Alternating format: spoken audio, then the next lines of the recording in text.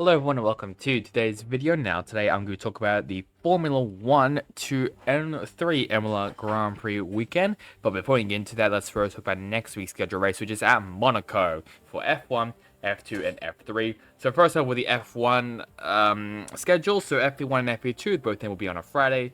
FP1 that'll start at 1:30 to 2:30. FP2 that'll start at 5 to 6. FP3 and qualify now on a Saturday, 12:30 to 1:30 for FP3. While maybe the best part of the weekend that being qualifying, that'll start at 4 to 5. And finally on the race, that'll start at 3 o'clock on a Sunday.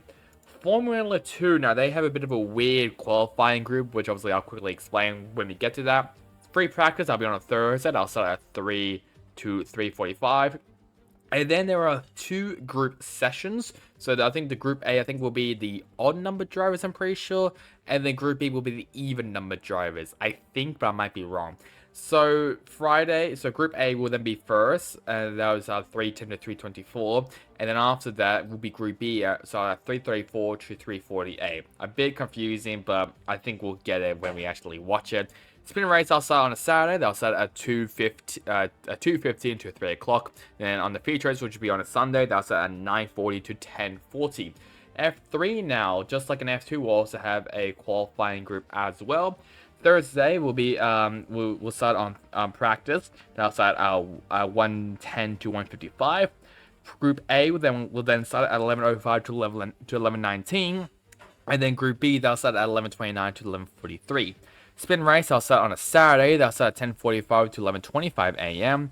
Now Sunday, which will be the feature race, I'll start at 8 to 8:45. Let's now have a look now at the F3 results for Imola. So let's now start off now with the sprint race, that being won by Oliver Goethe, followed by Tim Jimenez and Noah Leon right now at the podium.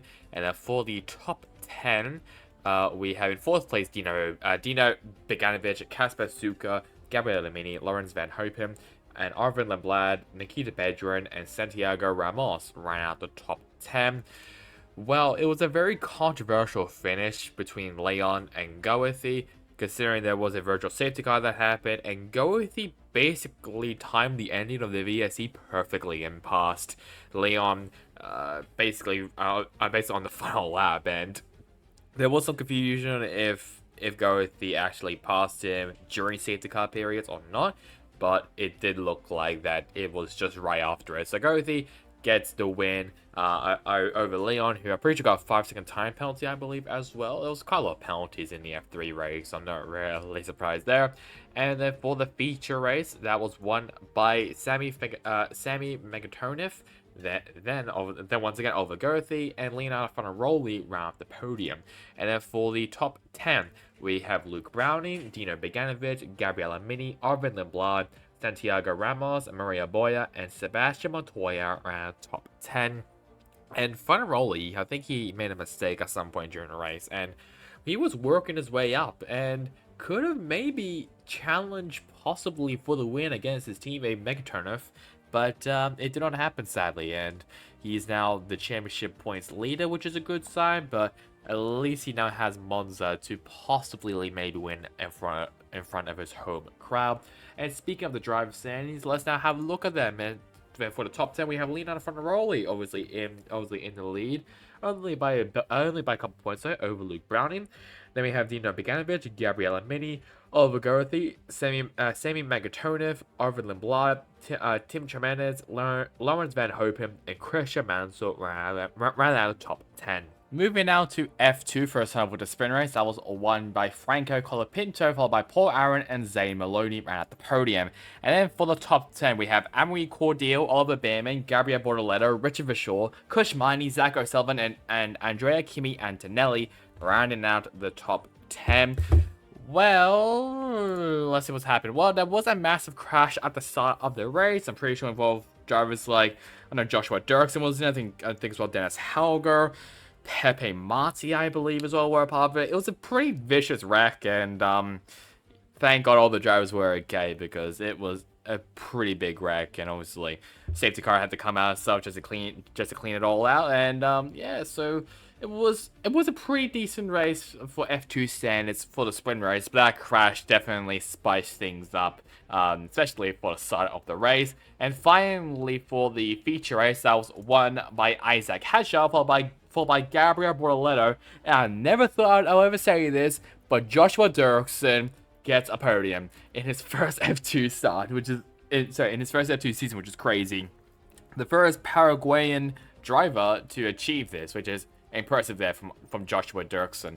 And then for the top 10, we have in fourth place Andrea Kibi Antonelli, Franco Colapinto, Paul Aaron, Jack Crawford, Juan Manuel Carrera, Victor Martins, and Richard Vachot round top 10. There was a scary part of the race where in pit lane, I think Cordial, I think it was the right rear tire change, I'm pretty sure, didn't tighten the tire properly, and as soon as Cordial went, the tire flew off and hit a mechanic, but he did not budge whatsoever. He just continued working. I'm pretty sure it was Pepe Marti's car, and I'm pretty sure that car also had problems as well in the pits, but the main one was Cordial's car, who was leading the race before he pitted.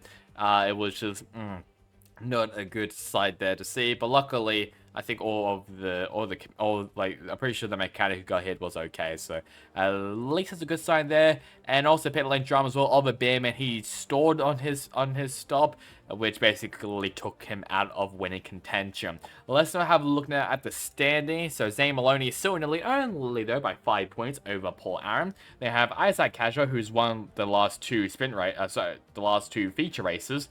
Dennis Halger, Gabriel Bortoletto, Andrea Kimi Antonelli, Franco Colapinto, Kush Milani, Enzo Fittipaldi, and Jack Crawford ran out of the top 10. Surprise, surprise, Max Verstappen won at Imola, followed by Lando Norris, Charles Leclerc, Oscar Piastri, Carlos Sainz, Lewis Hamilton, George Russell, Sergio Perez, Lance Stroll, and Yuki Tsunoda ran out the top 10. Then Nico Hulkenberg, Kevin Magnussen, Daniel Ricciardo, Esteban Ocon, Zhou Guanyu, Pierre Gasly, Logan Sargent, Valtteri Bottas, and I guess the two DNFs will say, Fernando Alonso, and the true DNFer of Alexander Albon. I don't know what else to say about this race. It was a very snooze fest race. I don't know what else to say about this. I mean, Verstappen, he was racing in the 24 hours on Nürburgring, pretty sure on iRacing, I think, before this, and I don't know how much sleep he got, but I guess it was enough to basically dominate this race like he always does.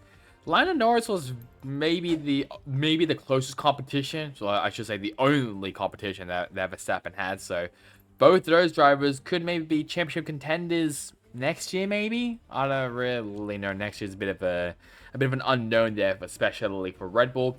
Charles Leclerc doing a good job there for Ferrari. Oscar Piastri, I'm pretty sure, got a 3-place grid penalty, I believe. I can't actually remember what the reason. I think it might be impeding, but also I might be wrong. And I don't know what else. I mean, Mercedes, they were good. I mean, Hamilton, he was very happy in the radio after the race. Perez, he was doing Perez things. I don't know what else to say. Like, I'm trying to like make up storylines. It's just not working. Like, I got nothing. I legit have nothing for this race. It was so shit. Oh god. I mean, it maybe okay, to be fair, Imola is not a good. It's a very memorable track, obviously for bad or good reasons, but it is definitely a track which is a staple of Formula 1, so I can understand that and everything, but like, what else do you really have to say about this race, I'll be honest. I mean, luckily Monza's coming up in a couple months' time, so at least that'll hopefully bring some excitement onto the table. And Lily retirement, that being Alexander Albon. Fast lap went to George Russell with a 180.589. And driver of the day, of course, went to Lando Norris, because who else would it be? I mean, Charles Leclerc got a few votes, including Oscar Piastri, Max Verstappen, and Yuki Tsunoda is well getting some love as well from the fans. So here are the standings now. After Imola, Max Verstappen is still in the lead, followed by Charles Leclerc, Sergio Perez, Lando Norris, Carlos Sainz, Oscar Piastri, George Russell, Lewis Hamilton, Fernando Alonso, and Yuki Tsunoda now moves himself into the top 10. Then last Stroll, Nico Hulkenberg, Oliver Bearman, Daniel Ricciardo, Esteban Ocon, Kevin Magnussen, all of them have scored 1 point, and the drivers who have still yet to score points includes Alexander Albon, Logan Sargent, Pierre Gasly, Valtteri Bottas, and Zhou Guanyu. So now, guys, to like, comment, and subscribe. It really helps, especially on this channel. I'm pretty excited for Monaco, but at the same time, it is just because of just how, I guess, of just how much this means to F1 and how of so much history is also in this racetrack. So it might be very boring, but ultimately we'll see. Or it might maybe throw a curveball, but we'll find out. But that's really better for me. Hope you guys enjoyed it. Catch you guys next time in the next one. Goodbye.